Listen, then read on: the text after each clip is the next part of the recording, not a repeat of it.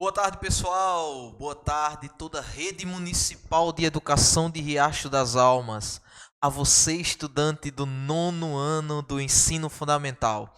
Estamos aqui para mais uma aula de matemática, mais um momento de aprendizado, mais um momento de dar um passo à frente rumo ao nosso sucesso, rumo ao crescimento. Cada aula é essa oportunidade da gente aprender um pouquinho mais. E juntando aquele pouquinho que a gente aprende a cada aula, a gente vai construindo um conhecimento sólido e um conhecimento que nos motiva a ir adiante. Boa tarde aos meus colegas professores, às equipes gestoras de toda a rede municipal de ensino. Sem mais delongas, sem mais conversa, vem comigo, materialzinho na mão, deixa aí lápis, caneta, tudo pronto para que nós possamos aqui refletir sobre alguns conteúdos e resolver questões de matemática para entender essa dinâmica que a matemática nos proporciona, tá certo? Então, esse é o nosso segundo momento de aulão. Nós já tivemos um primeiro, lembra? Com certeza você lembra. Onde nós podemos resolver várias questões que envolvem vários temas. Por isso que a gente chama assim aulão. Para a gente se dar bem mesmo, para valer, a gente precisa, olha a imagem que está aparecendo na tua tela. Foca nos estudos. Agora foca mesmo. Claro que a gente bota aí com a ideia de meme para dar aquela descontraída, mas é para focar de verdade. Focar naquilo que tu quer alcançar para a tua vida. Você já é nono ano.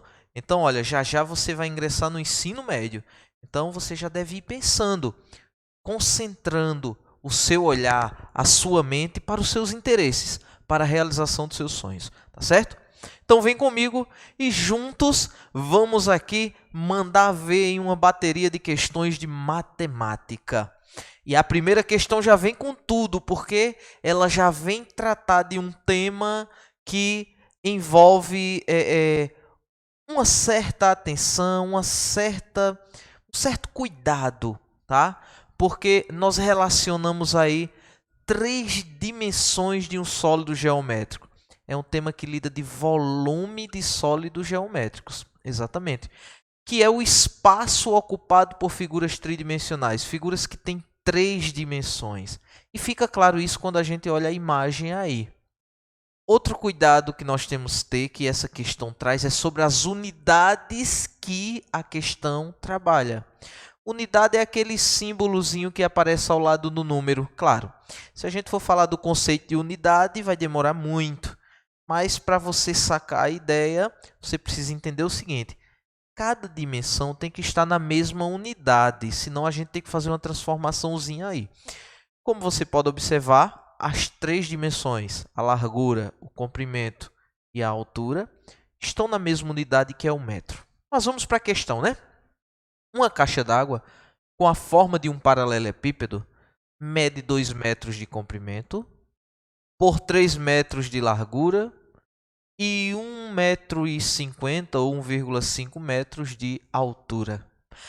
A figura ilustra essa caixa. O volume da caixa d'água em metros cúbicos é o quê? Bem, para calcular o volume nós temos que envolver as três dimensões aí, o comprimento, a largura e também a altura da caixa d'água. Como é que a gente pode fazer isso? Acompanha comigo o raciocínio, tá? O volume dessa caixa d'água, que é um sólido, é dado pela multiplicação de suas dimensões. Então é muito fácil. Basta eu pegar os três valores e multiplicar um pelo outro. E ao fazer isso, eu descubro o volume da caixa d'água. Agora, vê o que acontece com a unidade. Não é simplesmente metro, é metro cúbico. Porque nós temos três dimensões que nos dão a ideia do cubo. Tá? Então, a gente lê assim, metro cúbico. Multiplicando 2 vezes 3 vezes 1,5, o volume, que é o espaço que aquela caixa d'água ocupa, é de 9 metros cúbicos. Sacou a ideia? Muito bem. Então, vem comigo para mais uma questão. Outra questão que envolve também volume, só que agora é de figuras. E também vai trabalhar com a noção da propriedade fundamental das multiplicações, ou propriedade fundamental da contagem, tá?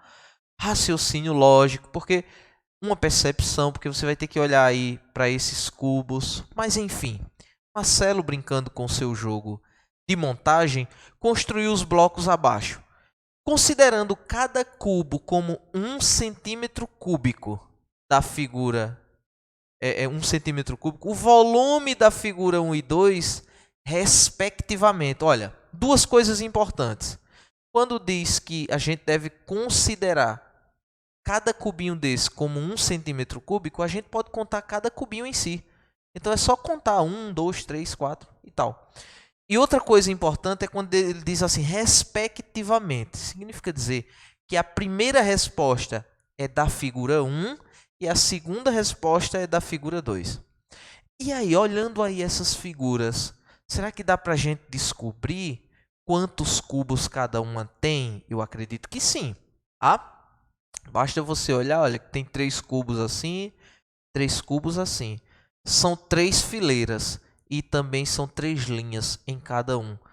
Fazendo uma multiplicação aí, você descobre qual é o volume da figura 1 e 2, tá? Então, na primeira figura, nós temos uma base 3×3, ou seja, 9 cubos na base.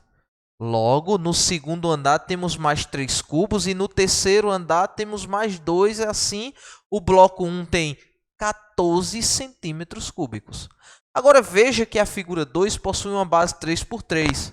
Ou seja, ela tem 9 cubos também. Mais acima, no segundo andar, temos 5 cubos. E no topo tem 1. Logo, no caso do bloco 2, temos 9 mais 5 mais 1, que é igual a 15 centímetros cúbicos, o que nos dá a resposta alternativa A.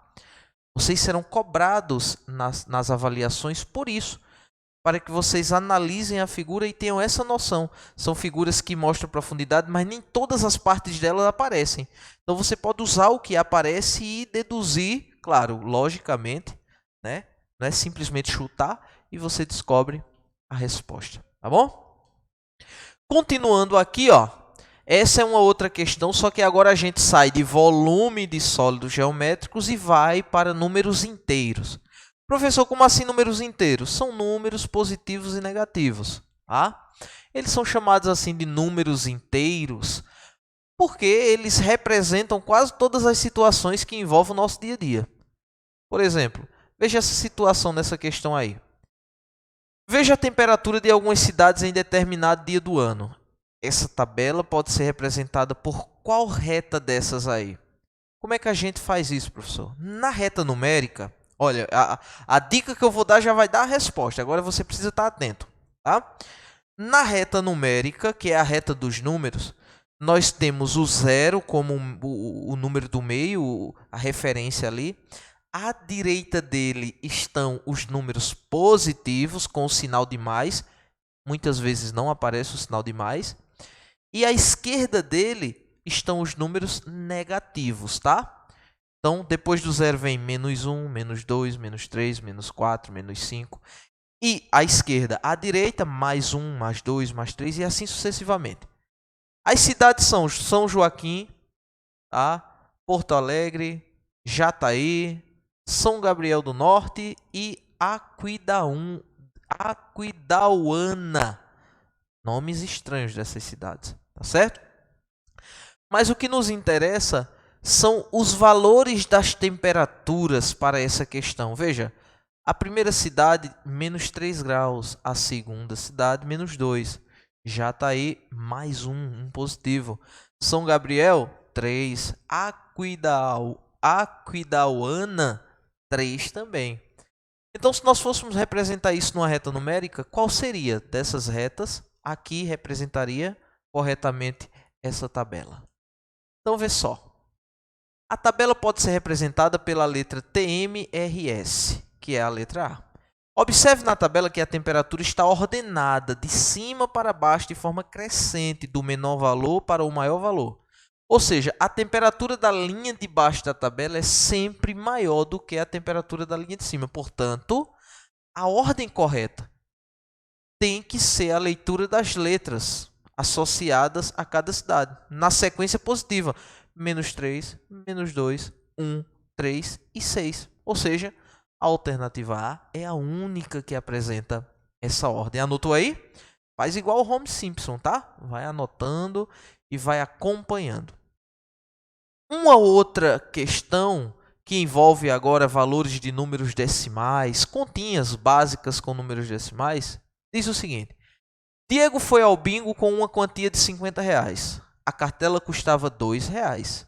Na primeira rodada ele comprou 5 cartelas, mas não ganhou nenhum prêmio. Preste atenção nos dados. Na segunda rodada ele comprou 7 cartelas e também não ganhou. Já na terceira rodada, se eu fosse ele, eu já tinha desistido de jogar esse bingo. Na terceira rodada ele comprou apenas 3 cartelas, onde fez uma quina, recebendo como prêmio uma quantia de R$15. A quantia de dinheiro que Diego ficou ao retornar para casa foi quanto? E aí, basta você fazer multiplicaçõezinhas aí, subtração, e você vai encontrar o resultado, né? Vê como é simples essa questão. Para solucionar esse problema, nós devemos aplicar as operações básicas: adição, subtração, multiplicação, divisão. Vê. Primeiramente, vamos analisar o passo a passo que o enunciado trouxe. Ele trouxe R$50. Na primeira rodada, ele comprou 5 cartelas a R$2 cada um. Então, ele gastou R$10. Ó, vai diminuindo, né? Ele tinha 50, gastou 10, agora só tem 40. Na segunda, ele comprou 7 cartelas a R$2, ou seja, gastou 14. Já vai gastando R$24. Na terceira rodada, ele comprou 3 cartelas a R$2 cada. Então, ele gastou R$6. O prêmio que ele ganhou nessa última rodada foi de R$15. Então, é um valor positivo, né? Então, vê só. Ele tinha 50. Gastou 10, menos 10. Depois gastou 14, menos 14. Depois gastou 6, menos 6. Só que no final ele ganhou 15. Então, fazendo essa operação, a gente vê que no final ele ainda leva R$35. Tá certo? Interessante. Uma outra situação, problema para nós analisarmos é essa. Olha, muito cuidado com essa situação, porque ela envolve frações. E quando uma situação, problema envolve frações, a gente tem que ficar atento em duas coisas. Se os denominadores, a parte de baixo da fração, que nesse caso está do lado direito, de cada número, eles são iguais ou se eles são diferentes.